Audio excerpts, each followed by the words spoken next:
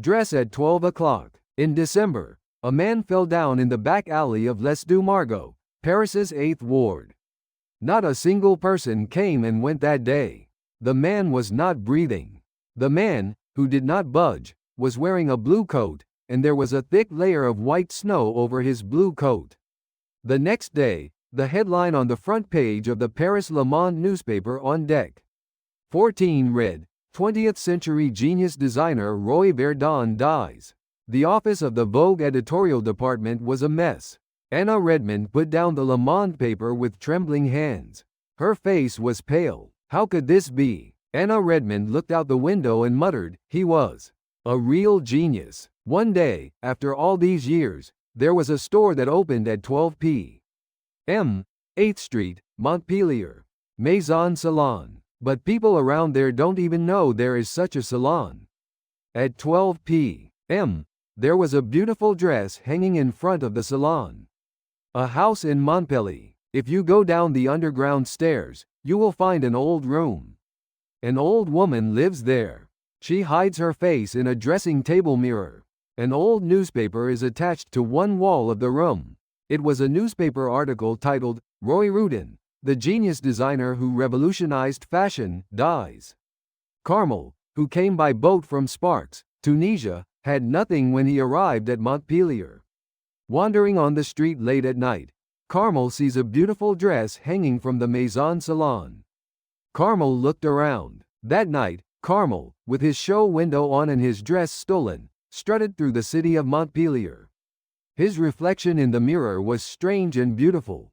For the first time, he had hoped that he could be special. Roy Loudon, who was sleeping, answers an urgent phone call. Claire's urgent voice rang over the phone. My dress is missing. I went because I heard it was hung in the show window and someone opened the window and took the dress. Claire was quite excited. Just in time, Roy Loudon's friend Sophia saw such a camel. Sophia recognized Carmel passing by wearing clothes designed by Loudon while dancing on the street. After learning about the situation, Roy Loudon introduces his friend Antoinette to him. After that, Carmel stays at Antoinette's house. Antoinette went to a bar at night and worked as a waitress. Afterwards, Camel worked as a waitress at night with Antoinette. Seeing the beauty of Camel with pure and unique charm, Roy Rudin designed and dressed Camel without clothes. It was a pleasure to wear the clothes Roy made for me and go to work. Camel's biggest happiness was walking through the night in Montpellier wearing the beautiful clothes Roy Rudin made me.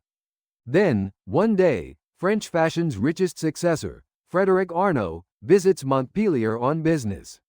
Just in time, he falls in love with the beautiful Carmel walking on the street at night. Fascinated by Carmel's sheer beauty, he invites her to a global fashion party he hosts. When Carmel asks for a beautiful dress to go to Fashion Week, Roydon agonizes. He hated stepping back into the fashion industry, where money was all about. However, he couldn't let go of the pure Carmel eyes that wanted to go to Fashion Week. Roydon decides to make a beautiful dress for Carmel.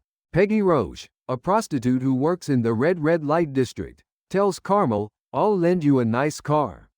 At night, singer Claire, who sings in Montpellier's Little Cabal, pats Carmel on the back and says, don't worry. I'll put on some pretty makeup that day.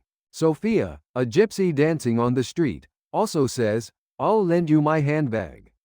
The Maison Salon quickly became a Fashion Week preparation site. On that night when he goes to Fashion Week, Roy Loudon takes out his favorite shoes from a long time ago. They're my favorite shoes. I'm lending them to you because I think they go well with this dress. Oh, and you have to come home by 12. Finally, the day of the Fashion Week festival. Many celebrities arrive in beautiful dresses. Anna Redmond also attends the Fashion Week wearing a dress. It was Fashion Week, which was organized by her new successor, Arnault, and everyone was excited. Arriving at the party, Carmel catches everyone's eyes. In particular, Vogue editor Anna Redmond freezes the moment she sees Carmel's dress.